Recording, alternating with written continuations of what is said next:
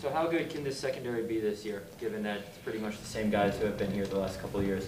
I think really the sky's the limit for all of us. Especially like I said, or like you said, with us being together for so long, we're just getting that much more comfortable with each other out there on the field. And really, at the end of the day, especially towards the end of the year, a lot of it comes down to communication and being on the same page. Because if you're on the same page, there is no wrong page. So. Is that a phrase that Joe was using? If you're on the same page, there is no wrong page? Because you're like the second or third person I've heard use that from the defense. Nah, it's just you kind of come to the realization of that. You know what I'm saying? Because bad things happen when there's miscommunications. So as long as we make a decision and we're all on the same page, then there's no confusion. How different is what you guys are doing in the back end? If you can explain it in kind of non-smart football person terms.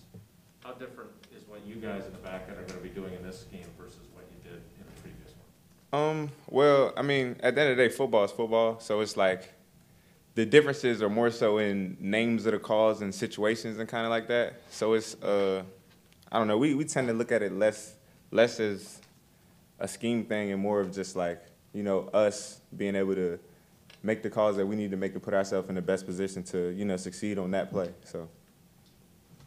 Considering everyone is back, how much did the way that last season ended for this secondary, especially as good as you guys have been all year, kind of put a bad taste in your mouth going into the offseason? What was that like to kind of sit on that these past several months?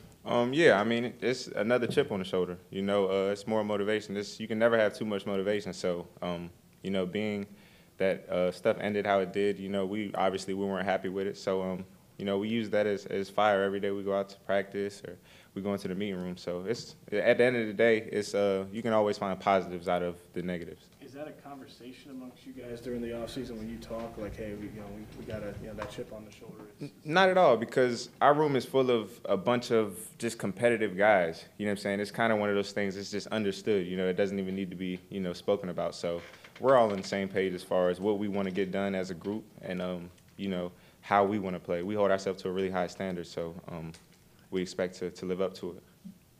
So Darnell, is there a little bit more freedom for you guys to read what's going on and change the defensive look to confuse quarterbacks, or is it all still predetermined?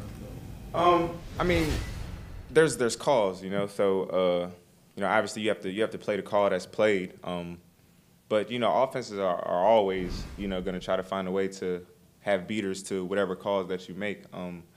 But, I think the biggest thing for us is just the communication. I think right now we're to a point where, the communication is really clear, so it's like we kind of anticipate what each other is thinking, what each other is going to do. So when we're out there, it's pretty, everything's pretty, it's chill. It's never a time and point where we feel like a panic or anything like that when the offense is motioning. And plus, our offense does a lot of that kind of stuff to kind of mess with your eyes and get you confused. So with us working against them every day at practice, it's nothing but a plus.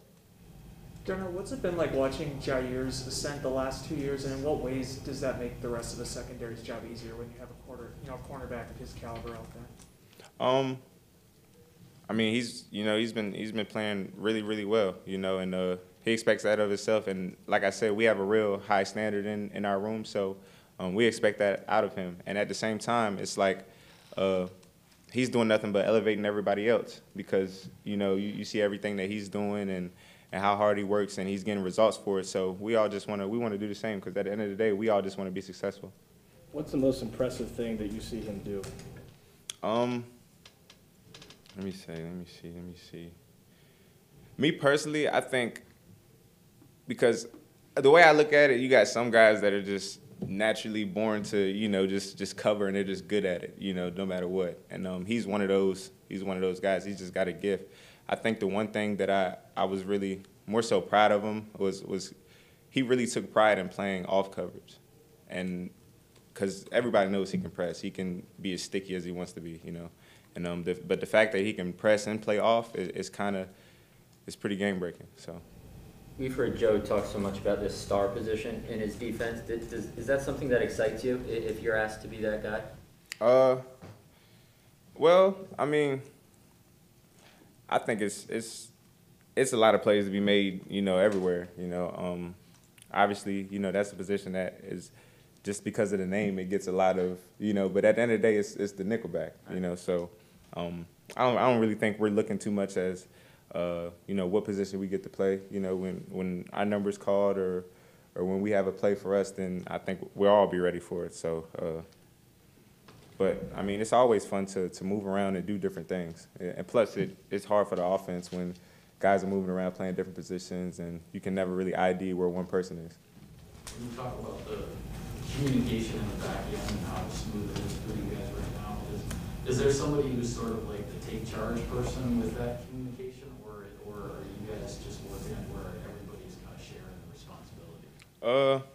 I mean, it's a shared responsibility, but I think naturally the safeties, I think a brunt of it falls on me and Adrian to make sure everybody's on the same page, because with us being, the last line of defense, we got to make sure that, we put all the other guys in the best position to succeed as well. So, but I think it falls on all of us, but I think just to a point where I think everybody else, they trust me and Adrian to, make those calls and make those decisions. So we pretty much play like whatever's called. It's never really oh, should we do this? Oh, should we do that? We're always on the same page, so it's good. Darnell, how are you liking things, interpersonally with Joe Barry so far? How are you guys meshing with him, and happy birthday? Oh, thank you. It's good. He's got a lot of energy. You see him running around. He's with the special teams at practice. He's running from the DBs to the D line to the linebackers at practice. So, it's just a lot of energy, and you love being around just high energy because they force you to be the same. Especially during this time because camp, it can get to a point where it becomes more so mental than physical. So when you got a guy that's constantly pushing to get 1% better each day, that is one of the phrases that he used. Just to get 1% better each day, then it's like a competition. You really in competition. Can we match his energy today, or can we surpass it? So I think that's been the big thing. So Darnell, I know we're all wearing masks still because they want us to, even though we're vaccinated. I'm wondering though, I think I saw you in a store last year before camp started, and we're both wearing masks, and it's hard to talk to each other. Mm-hmm. How different is it to now be in the locker room and be in meetings and stuff and be able to see your teammates' faces? Is it a lot different right now for you than the experience of last year? I mean, we're still, wearing masks and practicing the whole social distance because, vaccinated or unvaccinated people can still, get the virus. So, we're still taking necessary precautions, just pretty much the same way we did last year. I think we handled it pretty well last year as far as we didn't really have many guys miss with, positive tests. So, I mean, I see their faces every once in a while, but I'm not losing sleep over it. Before you left after this season, did Jerry challenge you with anything personally, to say this is what I want you to work on, or this is what I'd like to see from you next year? Did you have any kind of that type of a discussion? Really, he just the biggest thing he told me was really just be myself, and that's really because I'm really tough on myself, so he really challenged me to compete with myself every day, not necessarily worry about who else is doing what or what other plays are being made elsewhere, just compete with myself, and I can pretty much accomplish whatever I set my mind to. When you reflected on the season and looked at that final month, the final few weeks, what was the difference for you then, and what will it take to kind of stretch that over 17 games? Yeah, that I was really comfortable, and it has a lot to do with just plays coming my way and a lot of those things too, because I mean, it's a long season. Sometimes there's games where you may not get a target, You may not get a chance to make that splash play. So it's really just making the most of your opportunities. I also had a couple opportunities that I missed, and I still think about that too. So just hoping to capitalize on every opportunity I get. Hey, Darnell, what do you tell Stokes after he seemingly in pretty good coverage on that fade route to Devontae, had Aaron pretty much put right on target in the end zone? It's not many 12s and 17s out there. That's pretty much, all you can say. Obviously, there's good guys all over this league, It's full of really talented guys at the quarterback and wide receiver position. But, just the fact that he can see that close up now is just a big bonus. How often do you find yourself drawing on your nickel experience at Maryland, because you took a ton of snaps there over your last 2 seasons? So do you find yourself reflecting on that? I would say more so from a perspective of just as a safety and really as a DB in general. You want to have an idea what everyone's doing, you know, because it's cool to just know your job, but at the end of the day, it's really beneficial when you know what he's doing, you know what I'm saying? Just for the simple fact of, you know, every defense has weaknesses or holes in the defense. So if you guys are all on the same page of, okay, what can beat us on this play, then it just makes it a lot easier. And I think that's another thing that a lot of guys, we have a lot of really smart guys in the room. So they really take pride in being able to know what each position has. And I think it does nothing but make us better. What was your first impressions of Dennis Kelly in the locker room?